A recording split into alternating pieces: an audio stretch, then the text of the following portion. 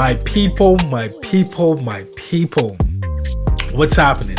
It's your boy, Big Vezy, and we back with another episode of Vibing with Vezy. As the title says, in this video, I want to go over 3 tips that's going to help you guys make better R&B beats. You want to stick around for the last one because I'm pretty sure this tip is going to take your beats from here to there. All right? Come vibe with me. Choices. They either take you to where you're supposed to be or far, far away from your destiny.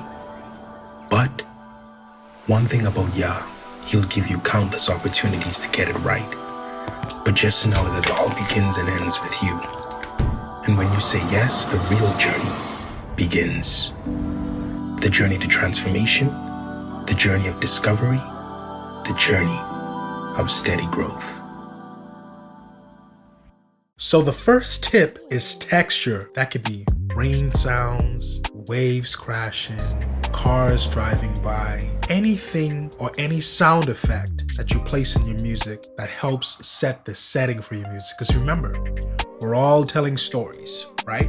We're all telling stories with our songs, with our beats. And so texture or ambience is just an added element to help take your beat to the next level, to help the listeners visualize exactly where it is that you want to take them. Let's take a look at an example. When I was working on this record, I wanted something that would have at least portray this nighttime, dark, chill, purplish, sexy, sultry type of thing. And so I was thinking about, okay, maybe we chilling outside on the balcony and it's like nighttime ambience or like rain happening.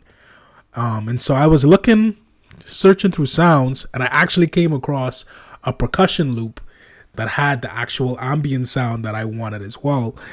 Shout out to R&Bbeats. I can't remember which one of his drum kits this came from, but this is the percussion loop. Check it out. I'm sure you can hear the little rain in the background mixed with the vinyl crackle. It was perfect. It was perfect. And so that just basically set the mood, and it took this beat to the next level. I'll play it, the intro, so you'll hear it with it, and then I'll take it out so you can see the difference.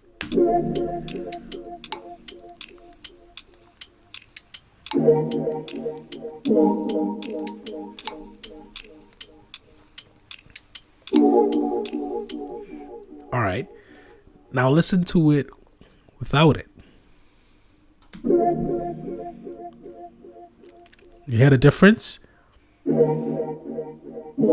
It's still cool, but it's empty.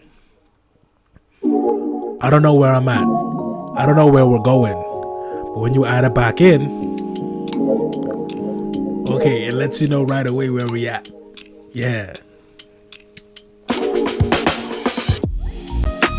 The second tip, in my opinion, is probably one of the most important things that you can think about as a producer, and that's the sound selection. Are you going to be using stock sounds, or are you going to be buying high quality sounds? This is so important because if you're using stock sounds, 9 times out of 10, you're going to sound like you're somewhat of a beginner, unless you know how to finesse those stock sounds. And when I'm talking about sound selections, I'm actually really meaning drums here. Usually your beats could sound cheap if you don't have solid drums.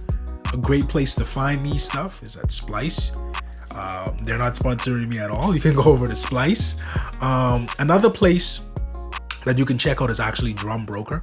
They have tons of crazy sounds. I'll add the links for both of these in the description so you guys can check it out.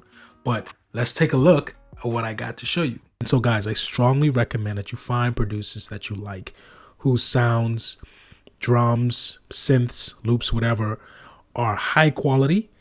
Take the time, invest in them, because they will definitely make your beats sound next level. So for this particular track, I used the kick from Oh Gosh Leotis, guy on Instagram that I follow. I use his kick. Yeah, I used his kick.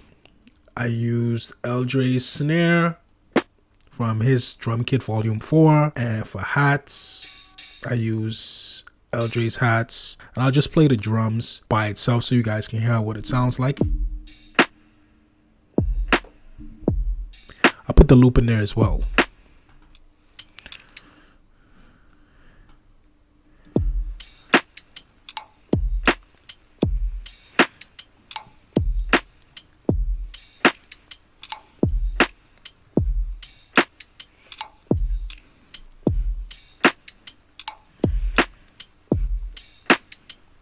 You're really trying to capture that lo-fi sound, which is what I was trying to do here. I said, let me tap into like a lo-fi producer and get some solid stuff.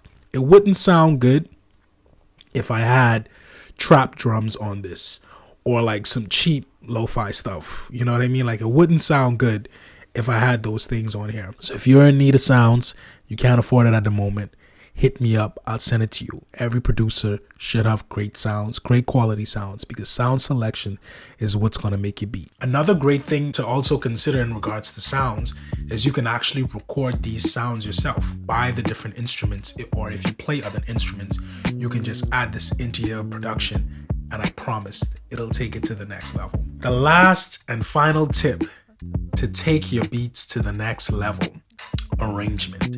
It really does matter where things are placed throughout the track. For example, the intro, the chorus, some sort of a bridge, whatever you may feel.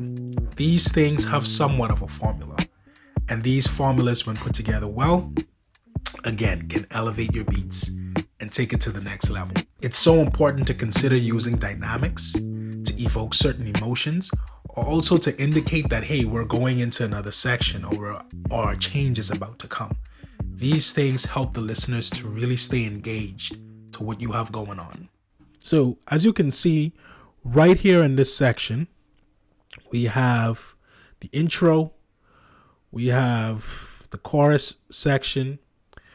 Right here, we can see that this is another section going into something else here, right here, and then the end.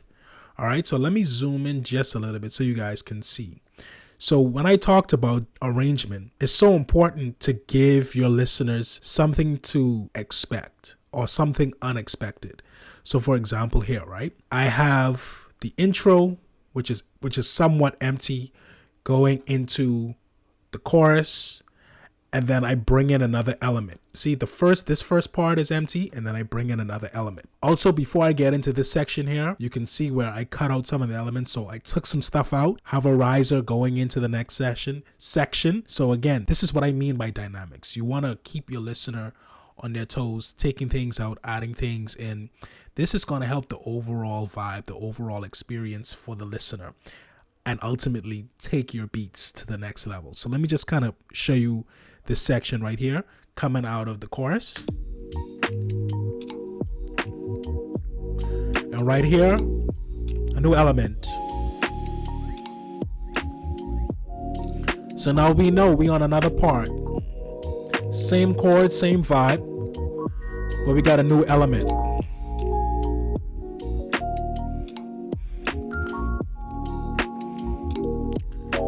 Now, even though you can see, watch how I set it up for part B.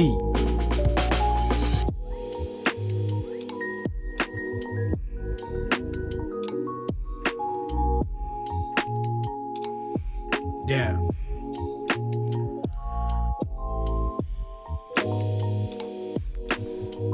Nice.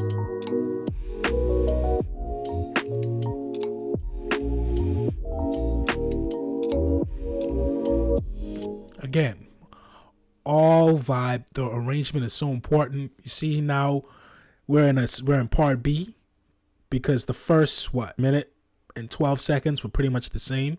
So now we're switching over. We have a new chord progression, a whole nother vibe. Now watch. Now we're done with part B. Watch what I do. Cut out some elements.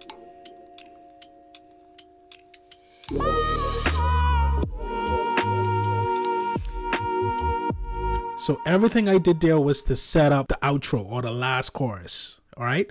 Brought in a new element, playing some sort of a melody. We kind of introduced what we did on the intro as well. Bass glide down. Take a listen to it one more time. Yeah. Drum fill? Nothing. Bass glide. Nice.